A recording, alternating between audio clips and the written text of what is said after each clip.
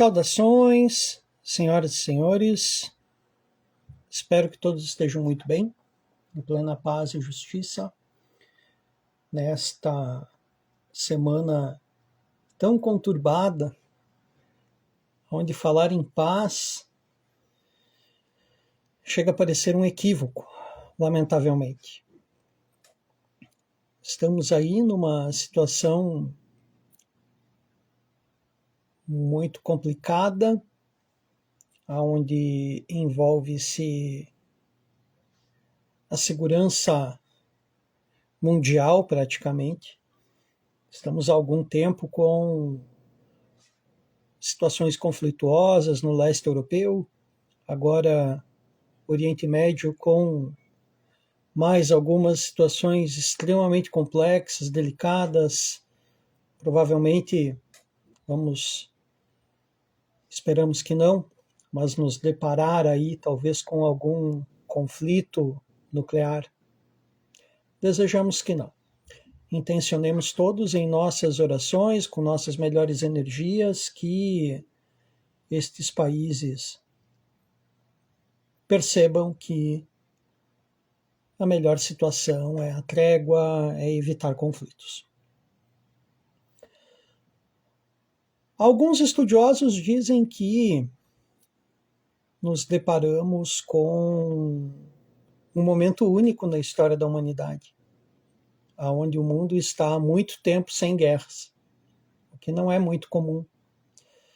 Por outro lado, nós podemos também perceber que, neste momento tão peculiar, a Kali Yuga da Kali Yuga, que em algum momento a panela de pressão vai explodir.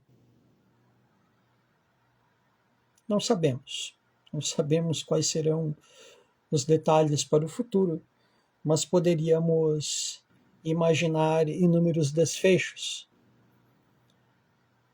provavelmente vários deles catastróficos. O que nos resta, na vereda a qual seguimos, e acredito que se você está aí em algum momento me ouvindo, devemos de certa forma participar da mesma caminhada, nos cabe as intenções de harmonia, tranquilidade e paz. Salvar o mundo não nos cabe, mas acredito que intencionarmos um pouco, cada um ao seu modo, provavelmente ajudará de determinada forma. Avançamos então para mais um episódio do nosso projeto de pesquisa, nosso estudo da história da luz, ou seja, este amplo conhecimento que é o conhecimento iniciático, o conhecimento do esoterismo ocidental, da sua tradição esotérica, que se apresenta de inúmeras formas na caminhada, aquela caminhada que nós trazemos aqui no nosso contexto é aquela Rosacruciana Templária, que vai enveredar para caminhos como o maçônico, o martinista, que é aquele que nós concordamos, de certa forma, é a joia da coroa da iniciação e também do conhecimento iniciático, por ser uma vereda que nos apresenta as coisas no contexto mais sensato, pelo nosso olhar. Nossa última semana nós estudamos a carta do enamorado, ou aquele que preza pela sua castidade. Logo em seguida tivemos o Dia dos Namorados, nessa mesma semana, não foi proposital, isso acabou acontecendo. Se vocês pegarem a ordem dos episódios, aconteceu, Espero que todos tenham meditado a respeito desses simbolismos, lembrando que quando nós tratamos dessa particularidade, não apresentamos de forma alguma a castidade com um contexto carnal. Muito pelo contrário, entendemos que esses contextos eles fazem parte da vida diária É óbvio que com a devida maturidade a isso, mas a castidade ela tem a ver com o seu trabalho interior, manter-se casto, manter-se puro, livre de máculas daquelas que vão lhe gerar karmas.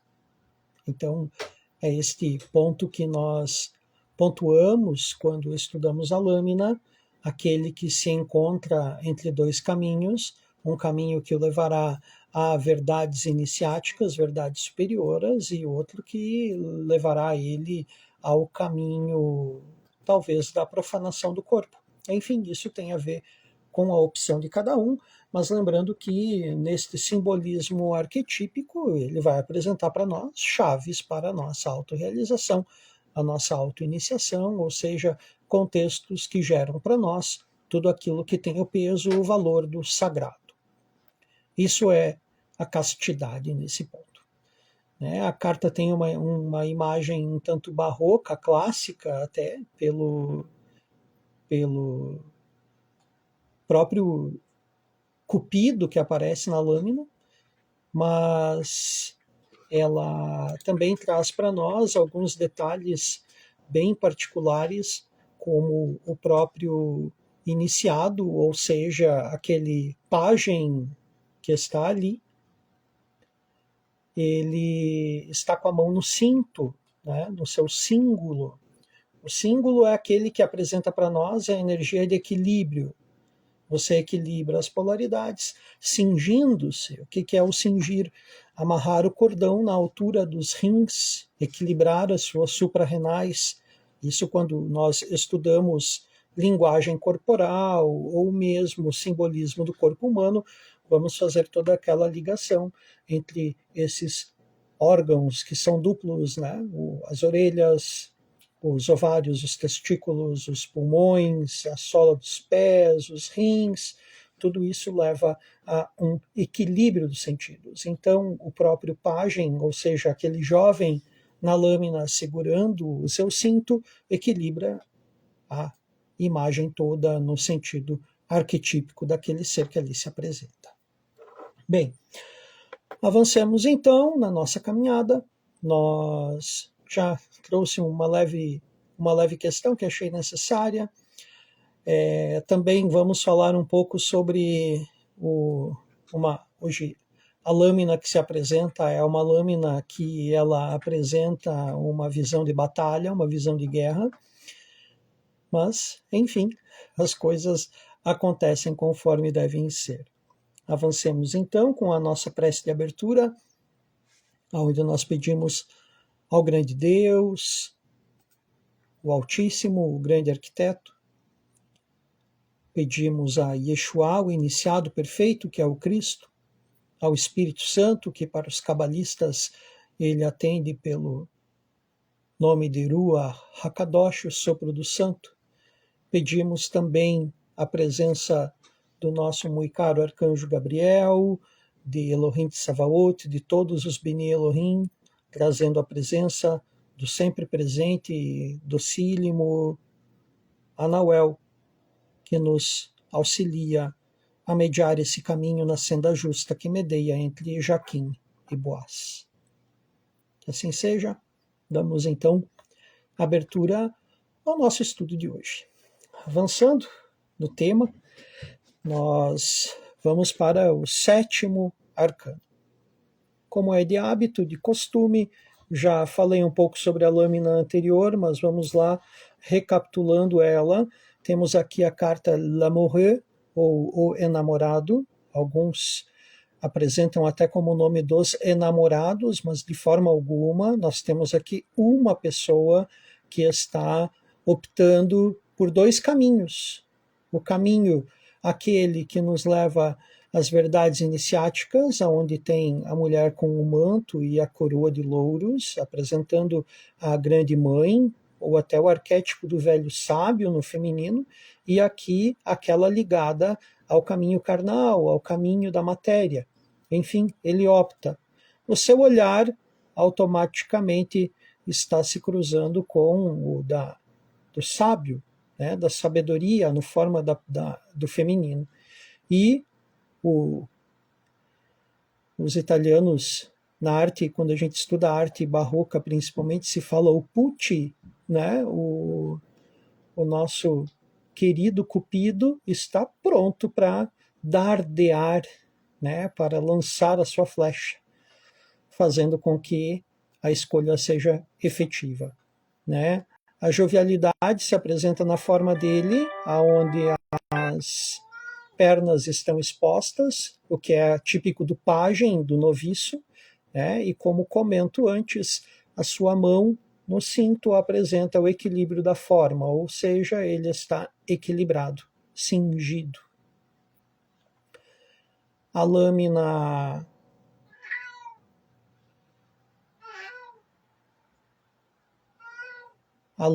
nos apresenta o Vav, que é o sexto arcano, a letra simples, uma das 12 letras simples. Essa é aquela que responde ao dom do pensar, ou seja, o dom do nativo de touro.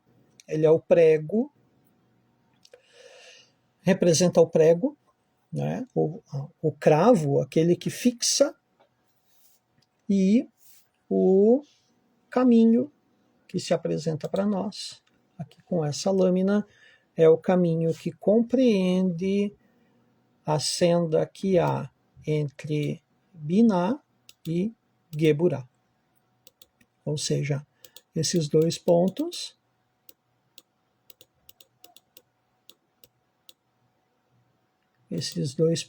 que se apresentam aqui para nós. Este caminho.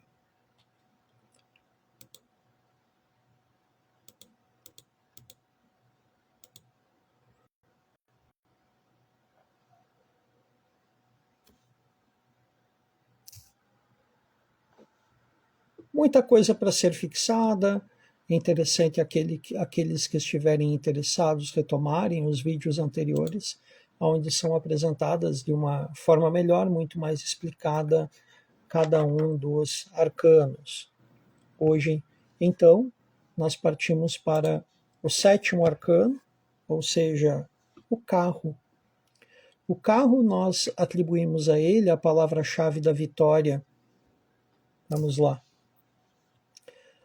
Leitura objetiva, então, da lâmina, nos apresenta a imagem frontal do condutor do carro, que porta, além da coroa, porta o cetro. A coroa o leva a uma imagem real, ou seja, alguém que está num caminho de nobreza. Lembrando que isso aqui são arquétipos, não estamos falando de pessoas. Talvez todos aqueles que aparecem nesses arcanos são o mesmo ser, mas nas suas inúmeras fases e faces também, se podemos usar esse termo. E aqui o cetro. O cetro mostra algo que está além da espada e além do cajado. Mas, na sequência, vou falar sobre isso. Ele é também uma massa, ou seja, uma arma de guerra. Sob sua cabeça, nós podemos ver o dossel, que é sustentado por 4 colunetas, as 4 colunas do carro.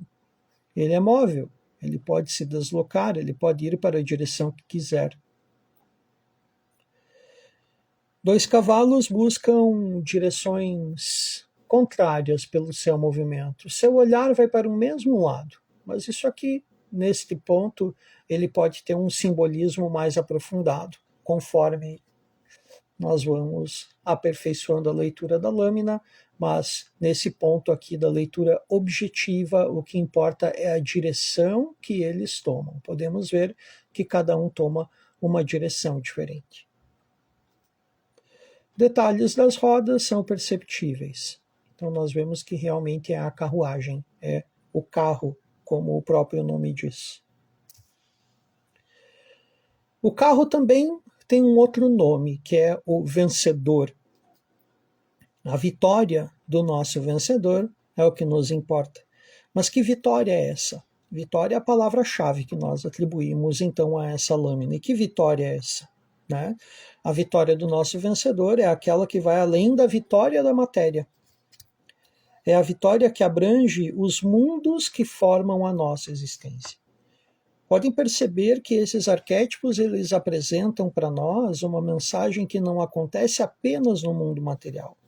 Ela, por meio do livre-arbítrio, aqui no mundo da matéria, pode ter até um novo decreto, pode ser mudada, mas todas essas situações, elas surgem da origem, ou seja, Atzilut. De Atzilut passam para Briá, Briá para Yetzirah, até chegarem a Asiá. Estamos falando aqui dos mundos cabalísticos, ou seja, do mundo da origem, passando pelo mundo da criação, do mundo da criação para a formação, e da formação aqui no mundo da manifestação. Essa manifestação é tudo aquilo que acontece aqui na matéria, a parte final, ou parte terminal, que nós temos consciência. Lembrando que se existe um outro mundo abaixo desse, que seria um mundo clifótico, nós poderíamos dizer também que esse mundo seria o mundo do interior da matéria, onde a mecânica é extremamente densa, demorada, pesada. Bem, todos os mundos que formam nossa existência.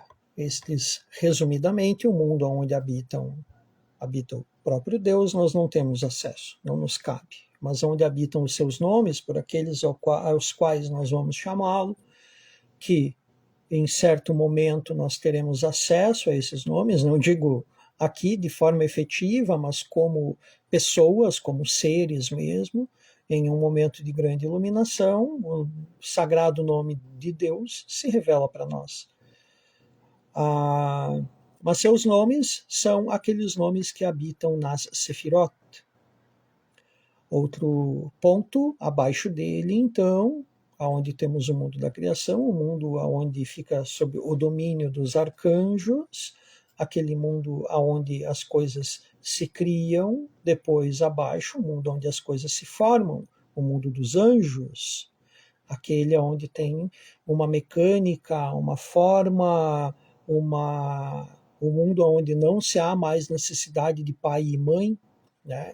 E, por último, aqui, Asiá, ou o mundo da manifestação, o mundo onde há necessidade de gênero, onde há necessidade da reprodução, onde há necessidade de se ter pai e mãe.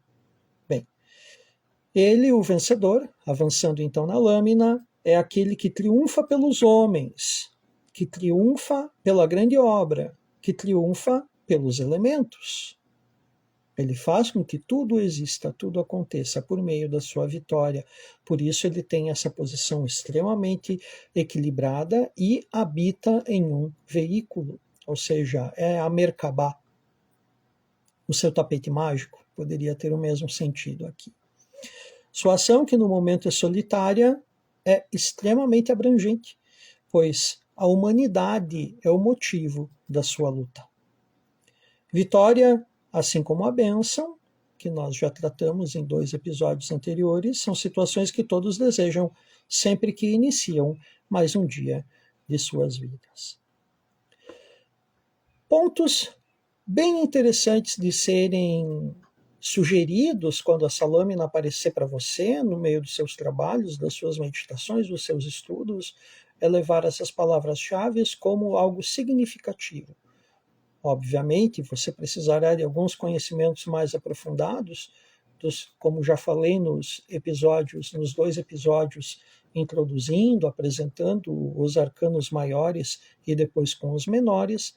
Se você não tiver alguns conhecimentos, como as tuas condições genitilíacas, ou seja, os teus dados astrológicos, muita coisa do seu estudo não ficará esclarecida. Por isso que é habitual fazer a relação com as letras hebraicas e cada uma delas estará ligada a um dom, a uma noção zodiacal, a algum planeta, isso tudo sendo sempre bem exposto aqui no nosso trabalho. Vamos à leitura subjetiva da lâmina.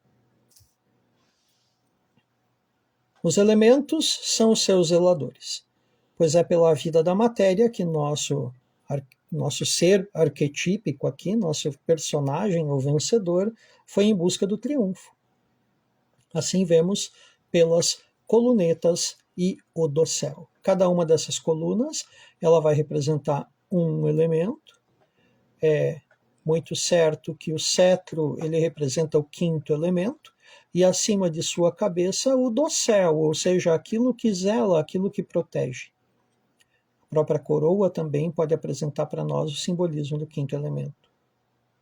Depois nós temos a dualidade, por meio dos dois cavalos, das duas rodas, de tudo aquilo que está duplo na cena, pois ele mostra a busca por um equilíbrio. E esse equilíbrio ele estará sempre dentro da dualidade, entre Jaquim e Boaz, entre os dois, entre as duas colunas do templo. Lembrando que o que vale não são as duas colunas, é aquele que está entre as colunas e a opção que ele faz. A opção do vitorioso é a luta pelos elementos, manter o mundo material equilibrado. Por isso que ele está nessa sua Merkabah, na sua carruagem. Bem, nosso personagem foi em busca de triunfo, assim vemos pelas colunetas e o dossel. Retomando aqui o nosso texto base. Sua vontade é pura, pois a sua armadura representa que ele está pronto e disposto ao serviço, além do cetro, que também é uma arma de guerra, a massa, e a coroa, que demonstra poder e capacidade de conduzir uma guerra. Os cavalos, em direções diferentes, apontam que ele tem domínio sobre as energias, as polaridades. Ele teve a sua escolha entre colunas e ele domina ambas as energias. Por isso, por meio deste domínio, ele pode buscar direcionar cada energia em busca do seu propósito altruísta. Lembrando que aqui ele está sozinho, mas ele representa toda a humanidade. Esta, então, é a nossa leitura subjetiva da lâmina, que a gente pode levar a inúmeros contextos e equilíbrios dessas imagens, pois não é algo assim tão simples de ser explorado. A letra que ele representa, então, que este arcano está ligado, é a sétima letra, chamada Zain. Continua na série das 12 letras simples, essa é a terceira da série, ligada ao dom Andar, que é o dom dos nativos do signo de Gêmeos. Então a carta estará ligada ao signo zodiacal de Gêmeos. Zain é a sétima letra. A sua representação é a espada que conduz até a vitória. Mesmo invisível nessa lâmina, o propósito dessa máquina de batalha, a carruagem, é aplicar a vontade do triunfante, do vitorioso, do vencedor, daquele que conduz a carruagem, por meio da espada, que na situação, então, o Zain ele estará representado pelo cetro. A espada é esta aqui, é o seu cetro. É muito claro que se ele tem uma armadura, em algum lugar ele tem uma espada, mas ele, por ser uma figura de grande nobreza, ele então utiliza da massa. Letra simples, seu atributo é o de andar, o dom dos nativos de Gêmeos. Aquilo que o carro faz é mover-se, não é?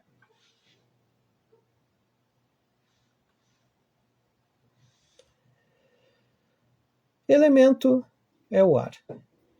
Eliphas Levi, na introdução do seu dogma e ritual, nos diz que Zain tem o segredo da ressurreição dos mortos e a chave da imortalidade. É uma vitória, não é? Aqui nós encerramos o primeiro setenário dos arcanos.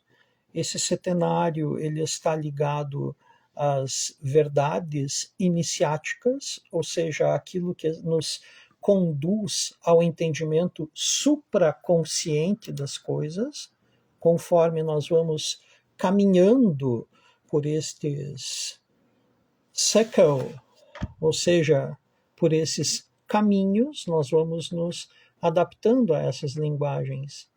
Aqui nós temos, então, ele está ligado neste plano de caminho, está ligado ao caminho que vai de Geburah até Tiferet.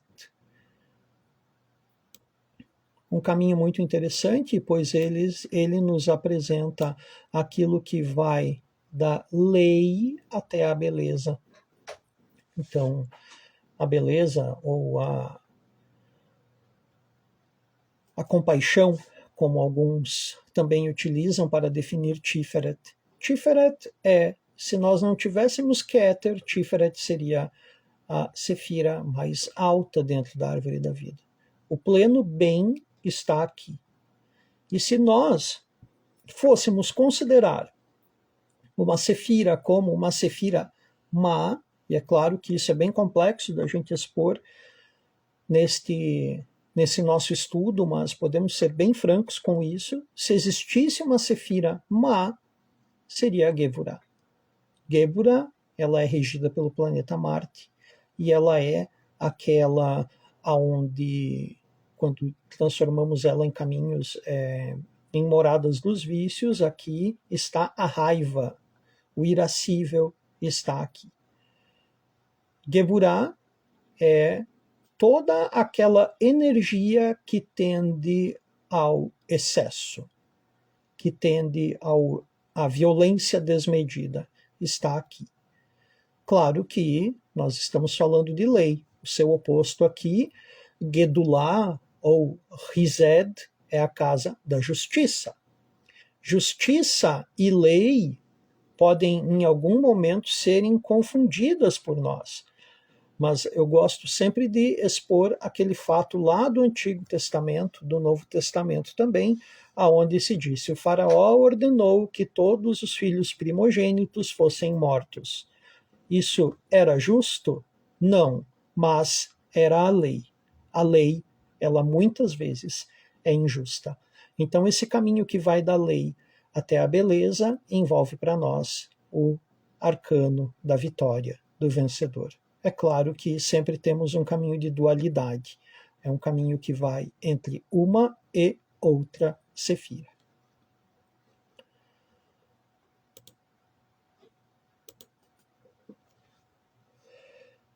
Eis então o arcano de hoje. Esperamos que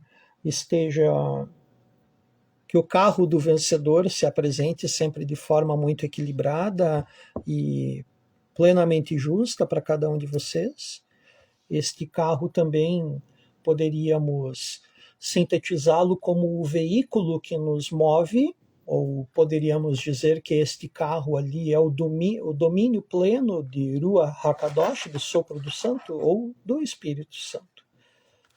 É o tapete mágico que dentro do islamismo normalmente é utilizado. Agora o termo árabe eu não recordo, mas Merkabah é aquele que conduz, que leva Ruach HaKadosh, o sopro do santo, a todos os lugares.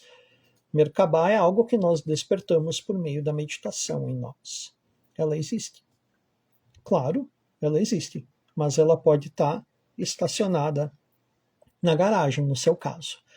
É apenas por meio da meditação que você vai conseguir aprender a dirigir esse veículo.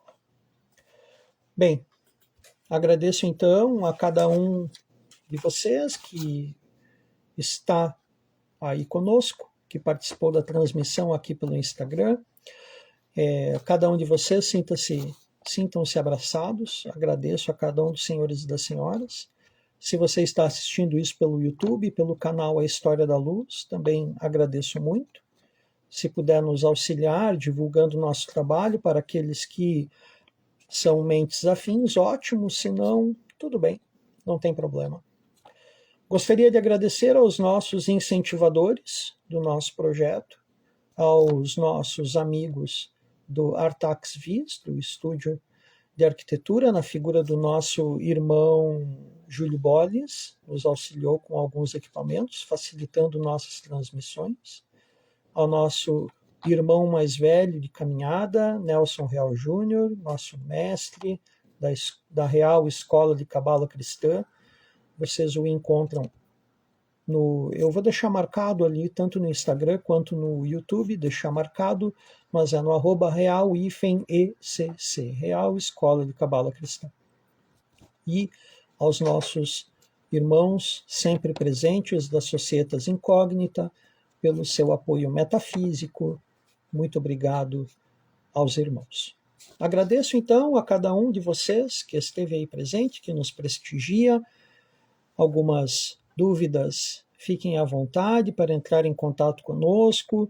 No nosso YouTube tem o link também para o nosso Telegram, para o canal e também para o grupo de debates de estudo sobre o tarô. Obrigado a todos. Fiquem sempre no bem. Até mais.